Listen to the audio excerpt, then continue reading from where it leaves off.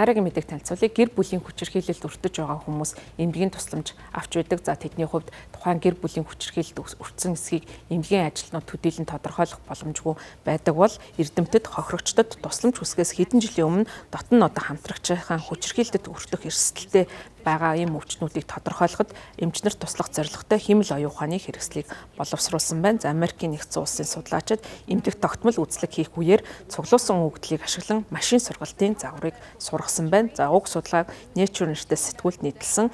За өөрийн хамтрагчийн одоо зүгээс хүчирхийлэлд өртөнө гэдэг нь одоо байгаа болон өмнө нь хамтран амьдарч байсан хүмүүсийн зүгээс хүчирхийлэл үйлдэлийг хийлж байгаа юм байна. За хүнд, хөнгөн, архаг болон сэтгцийн эрүүл мэндэд нөлөөлж болзошгүй олон төрлийн хүчирхийлэл байдаг. За Европын комиссийн тайланд дурдж байгаагаар Европод хамтрагчтайгаа байсан эмэгтэйчүүдийн 18% нь 2021 онд хамтрагчийнхаа бие махбодон бэлгийн хүчирхийлэлд өртөж байсан гэсэн ийм судалгаанууд гарч байгаа учраас энэхүү одоо шинэ хэмэл оюун ухааны хэрэгсэл нь цаашдаа гэр бүлийн хүчирхийллийг илрүүлэхэд чухал нөлөөтэй гэж эрдэмтэн судлаачид харж байгаа юм. За эмнэлгүүдэд гэр бүлийн хүчирхийлэлд хийх үедээ бол одоогийн байдлаар хийгддэг үйлчлэг нь ихэвчлэн эмчнэр өвчтнүүдээс гэртээ аюулгүй байдал байгаа эсгээс нь бол асах төдий асамж судалгааг бол хийдэг. За тэгэх юм бол цаашдаа энэхүү хэмэл оюун ухааныг нэвтрүүлсээр олон хохирогчид айдас, гутаан доромжлуулан аюулгүй байдлын асуудлаас болоод хүчирхийллийн талаараа мэдээлэх боломжгүй байдаг. За ийм тохиолдлуудыг илрүүлэхгүй өнгөрөхөөс сэргийлэх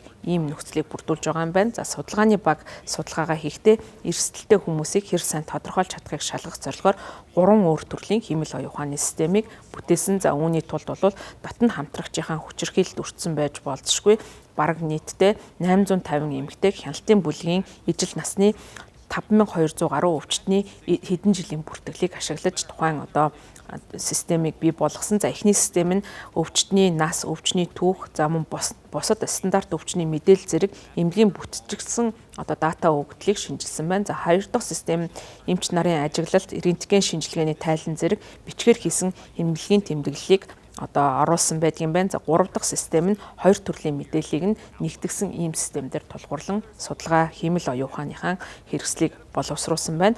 3 загвар бүгд хүчтэй ажилласан боловч хосолсон загвар нь хамгийн сайн наривчлалтаагаар өгөгдлийг боловсруулж байсан батлагдсан байна. За энэ нь тохиолдлын 88% эрсдлийг зөв тодорхойлсон байсан.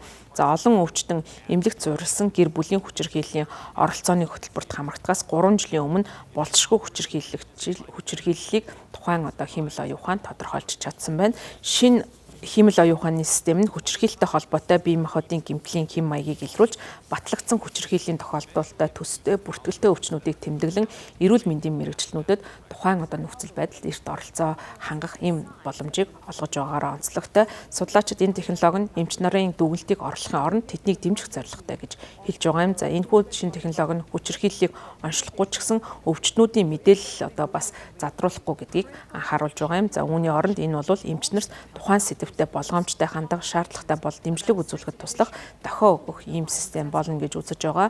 Судлаачид эмнэлгүүд ердийн тусламж үйлчилгээнийхэн үеэр бодит цогийн үнэлгээ авах боломжтой байх зорилгоор энэхүү технологиг бүтээсэн. За энэ технологи нь захин эмнэлгийн бүртгэлийн системд нэгтгэхээр одоо төлөвлөж байгаа гэдгээ судлаачид хэлсэн байна.